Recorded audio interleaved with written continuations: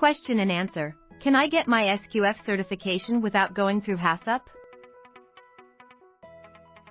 The answer is yes. We helped so many folks pass their audit the first time around.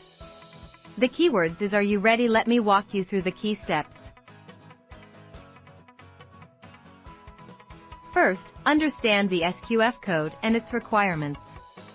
Next, a gap analysis will be conducted to identify areas for improvement.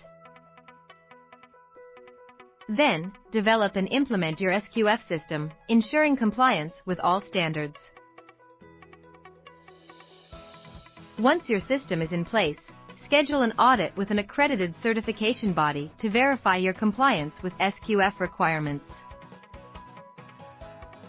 After a successful audit, you'll receive your SQF certification, demonstrating your commitment to food safety and quality. Hint: getting SQF certified can set you apart. More and more retailers are asking for internationally recognized food safety programs such as SQF. I am a registered SQF consultant, and I love to help you ace your first audit.